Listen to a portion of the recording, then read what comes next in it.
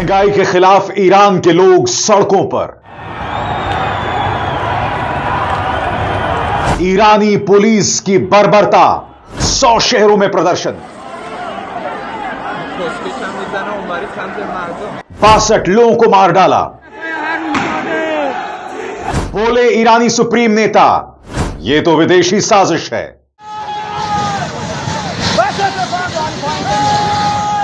क्या ईरान में होगा तख्ता पलट? ईरान में ईरानी शासन ने बर्बरता की तमाम हदों को पार कर दिया है।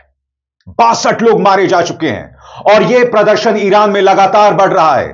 ईरानी सुप्रीम लीडर इसे विदेशी साजिश मान रहे हैं, मगर मैं आपसे सवाल पूछना चाहता हूं, लोग महंगाई को लेकर, बढ़ती महंगाई को लेकर इस कदर परेशान हो गए हैं कि उन्हें सड़कों पर उतरना पड़ रहा है और वहां की सरकार इसे विदेशी साजिश बता रही है। 62 लोग मारे जा चुके हैं। ढेरों ऐसे वीडियो सामने आ रहे हैं जहां पर बर्बरता की जा रही है आम लोगों पर। आज मैं आपके सामने उन तमाम सवालात का जवाब देने वाला हूं। ईरान में यह प्रदर्शन क्यों हो रहे हैं? क्या इसके पीछे अमेरिकी साजिश है? डोनाल्ड ट्रंप इस बारे में क्या कहते हैं? ईरानी सुप्रीम लीडर किस कदर अपनी जिम्मेदारी से बच रहे हैं? मगर सबसे पहले मैं आपको दिखाना चाहता हूं वो फुटेज जो सिहरन पैदा करने वाला है। इसमें आप देखेंगे किस तरह से बंदूकधारी वहां की पुलिस वहां के लोगों पर गोली चला रही है और लोग सड़कों पर गिर रहे हैं।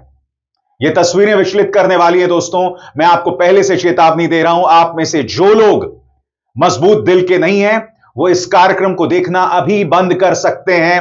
मैं अभी से आपको बता रहा हूं, देखिए यह रॉ फुटेज, बगैर एडिट किए हुए ईरान से बर्बरता की ये तस्वीरें सामने आ रही हैं। پایین آوردن پرچم مشهد تبرسی 17 دیما جاوید شاه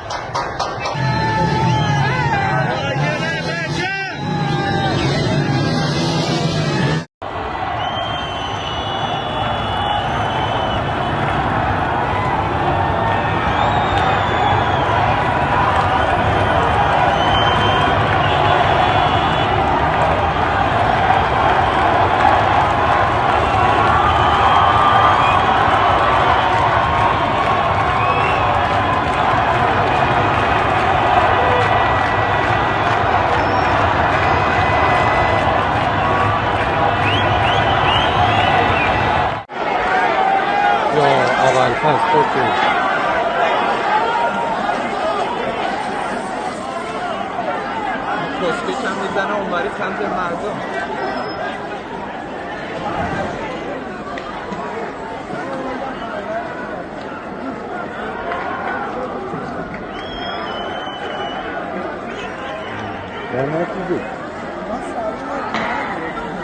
زنه بر زنه رو ببین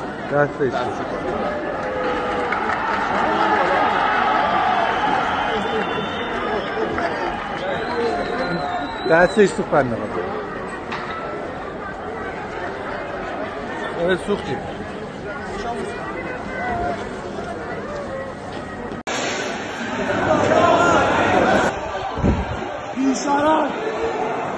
این شرف های هر روزاده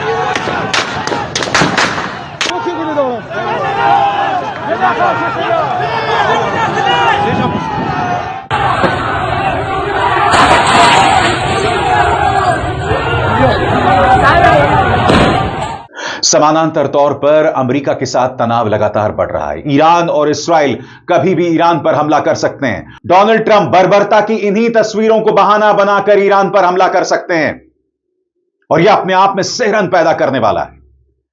ईरान अपनी तरफ से कह चुका है कि अमेरिका से बातचीत का कोई फायदा नहीं है, क्योंकि अमेरिका एक पूर्वाग्रह के तहत, एक प्री कंसीव्ड नोशन के तहत ईरान से बातचीत करना चाहता है, ईरान पर अटैक करना चाहता है। अब देखिए प्रोटेस्ट की, प्रदर्शन की एक और तस्वीर करीब 50 सेकंड की है, जिससे आपको अंदाजा लग जाएगा कि इस वक्त ईरान में क्या हालात हैं। देखा जाए। Bring down the flag, one man chants. They did. For the 12th straight day, Iranians protesting the rising cost of living and plummeting currency. The regime has cracked down, especially outside the capital city. And on Thursday, the internet went down, a monitoring group says. Rights advocates claim security services killed at least 25 people and injured more than 1,000. Global News could not confirm the numbers. A news service associated with the regime says only 300 people were at this event. On Monday, the government announced it would launch a monthly stipend of 10 million rials per person, worth about $7. क्या बगावत की आग Iran के supreme leader Ayatollah Khamenei के खिलाफ है? क्या वजह है कि वो इस पूरे मामले को एक विदेशी साजिश बता रहे हैं? 62 लोग मारे जा चुके हैं। यह प्रदर्शन 100 शहरों में है। यह प्रदर्शन व्यापक स्तर पर है। मैं आपको कुछ देर बाद बताऊंगा कि यह प्रदर्शन क्यों हो रहे हैं, मगर सबसे पहले ईरान के सुप्रीम लीडर खामेनी इस बारे में क्या कह रहे हैं उस पर गौर फरमाया जाए। शुक्रवार को ईरान के सरकारी टेलीविजन पर दिए गए अपने संबोधन में ईरान के सर्वोच्च नेता ने आतंकी कार्रवाइयों के सामने एकजुट रहने की अपील की। ऐसे समय में जब देश में बड़े पैमाने पर प्रदर्शन जारी हैं, उन्होंने इन प्रदर्शनों को लेकर चेतावनी भी दी। सरकार का कहना है कि यह विरोध प्रदर्शन विदेशी दुश्मनों, खासकर अमेरिका की साजिश है और खामेनी ने दोहराया कि हालात बिगड़े तो सख्ती से निपटा जाएगा। खामेनी ने प्रदर्शनकारियों पर आरोप लगाया कि वे राष्ट्रपति ट्रंप के इशारे पर काम कर रहे हैं। उन्होंने कहा कि दंगाई सार्वजनिक संपत्ति को नुकसान पहुंचा रहे हैं और चेतावनी दी कि तेहरान ऐसे लोगों को बर्दाश्त नहीं करेगा जो विदेशियों के भाड़े के सिपाही बनकर काम कर रहे हैं। उन्होंने ट्रंप पर यह भी आरोप लगाया कि उनके हाथ ईरानियों के खून से सने हुए हैं। और आगे बढ़ने से पहले एक जरूरी संदेश, मेरे कार्यक्रमों के लिए आप नोटिफिकेशन का इंतजार मत कीजिए। मेरे चैनल में जाइए और खुद जाकर कार्यक्रम देखिए और रहिए अपडेटेड। ट्रंप ने क्या कहा कुछ देर बाद, मगर मैं आपके सामने सवाल रखना चाहता हूं। मैं आपको तस्वीरें लगातार दिखा रहा हूं ईरानी शासन की बर्बरता की। जो लोग सड़क पर गिर रहे हैं, इसमें कुछ बुर्काधारी औरतें भी हैं। क्या ईरान सुप्रीम लीडर यह कह रहे हैं कि ये लोग आतंकवादी हैं? यह सोच काफी हद तक ट्रंप से नहीं मिलती दिखाई दे रही, क्योंकि डोनाल्ड ट्रंप क्या कर रहे हैं अमेरिका में आप जानते हैं। वहां की आईसीई पुलिस ने रेने गुड नाम की इस व्हाइट महिला को मौत की घाट उतार दिया। अब वहां का शासन इस महिला को, जिसका 6 साल का बच्चा है, उसे आतंकवादी बता रहे हैं।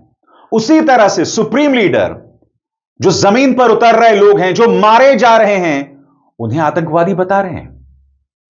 डोनाल्ड ट्रंप यहां पर मौका देख रहे हैं। वो घी में आग डालने का काम कर रहे हैं। उन्होंने क्या कहा आपके स्क्रीन पर? डोनाल्ड ट्रंप कहते हैं, अमेरिकी राष्ट्रपति डोनाल्ड ट्रंप ने कहा कि ईरान बहुत बड़ी मुसीबत में है। उन्होंने एक बार फिर चेतावनी दी, जरूरत पड़ी तो वे सैन्य हमले का आदेश भी दे सकते हैं। शुक्रवार को ट्रंप ने कहा, ईरान बहुत बड़ी मुसीबत में है। मुझे ऐसा लग रहा है कि लोग कुछ शहरों पर कब्जा कर रहे हैं, जिसकी कुछ हफ्तों पहले तक किसी ने कल्पना तक नहीं की थी। ट्रंप, जिन्होंने जून में ईरान पर बमबारी की थी और पिछले हफ्ते तेहरान को चेतावनी दी थी कि अमेरिका प्रदर्शनकारियों की मदद के लिए आगे आ सकता है, ने एक बार फिर धमकी दी। उन्होंने कहा, बेहतर है कि गोली चलाना शुरू मत करो, क्योंकि फिर हम भी गोली चलाना शुरू करेंगे। ट्रंप ने आगे कहा, मैं बस यही उम्मीद करता हूं कि ईरान के प्रदर्शनकारी सुरक्षित रहें, क्योंकि इस वक्त वहां हालात बहुत खतरनाक हैं। दोस्तों, मगर आपके जहन में सवाल होगा कि ये जो प्रदर्शन हो रहे हैं ईरान में, क्यों हो रहे हैं? क्योंकि वहां पर महंगाई लगातार बढ़ रही है। वहां पर जो ईरानी करेंसी है, ईरानी मुद्रा है, रियाल, उसकी कीमत तेजी से गिर रही है और इसका नुकसान वहां के छोटे व्यापारियों को जोरों से हो रहा है। यह प्रदर्शन क्यों हो रहे हैं? सरल शब्दों में, सरल अंदाज में अब मैं आपके सामने रख रहा हूं। ईरान में प्रदर्शन क्यों हो रहे हैं? मुद्दा क्या है? असर क्या हो सकता है? क्या यह ईरान का बर्लिन वॉल मोमेंट है? जी हां, ईरान का बर्लिन वॉल मोमेंट। आप सब जानते हैं दोस्तों, पूर्वी जर्मनी और पश्चिमी जर्मनी के बीच जब दीवार गिरी थी तो उसे बर्लिन वॉल मोमेंट बताया जाता था, जब जर्मनी जो है वो एक हो गए थे। अब ईरान के बारे में भी यही कहा जा रहा है। लोग इस्लामिक राज से पहले की ईरान को याद कर रहे हैं और यहां मामला बहुत पेचीदा हो जाता है। आपके स्क्रीन पर ईरान में दिसंबर 2025 के आखिर में बड़े पैमाने पर प्रदर्शन हो रहे हैं। यह विरोध अब 100 से ज्यादा शहरों में फैल चुके हैं। शुरुआत आर्थिक संकट से हुई, लेकिन अब मामला सीधे सत्ता और सिस्टम को चुनौती देने तक पहुंच गया है। प्रदर्शन की मुख्य वजह महंगाई करीब 40% तक पहुंच गई है। ईरानी मुद्रा रियाल की भारी गिरावट, खाने पीने और ईंधन की कीमतें आसमान पर, बिजली गैस की किल्लत, भ्रष्टाचार और बेरोजगारी। लोग सड़कों पर नारा लगा रहे हैं, ना गाजा ना लेबनान, मेरी जान ईरान के लिए। यानी जनता का गुस्सा इस बात पर है कि सरकार विदेशों में जंग और प्रॉक्सी समूहों पर पैसा खर्च रही है, जबकि देश के अंदर लोग भूखे हैं। सबसे बड़ी बात, लोग सुप्रीम लीडर की सत्ता को सीधी चुनौती दे रहे हैं। क्या नारे लगाए जा रहे हैं उस पर गौर फरमाया जाए। अब मुद्दा सिर्फ महंगाई नहीं रहा, अब प्रदर्शनकारी खुलकर कह रहे हैं आयतुल्लाह अली खामेनी की सत्ता खत्म हो, इस्लामिक रिपब्लिक सिस्टम को हटाया जाए, निर्वासन में रह रहे रजा पहलवी की वापसी हो। सरकार की बातचीत की पेशकश को लोग दिखावा मान रहे हैं। यह गुस्सा अब धर्मशाही यानी थियोक्रेसी के खिलाफ है, सिर्फ आर्थिक नीतियों के खिलाफ नहीं। मगर जैसा कि अभी कुछ देर पहले मैंने आपसे कहा कि क्या यह ईरान का बर्लिन वॉल मोमेंट है, तो इसका जवाब आपके स्क्रीन पर। कुछ विश्लेषक मानते हैं कि हां, हो सकता है, क्योंकि प्रदर्शन बिना किसी एक नेता के हो रहा है। लोग डर नहीं रहे हैं, मांग सिर्फ सुधार नहीं, पूरा सिस्टम बदलने की है।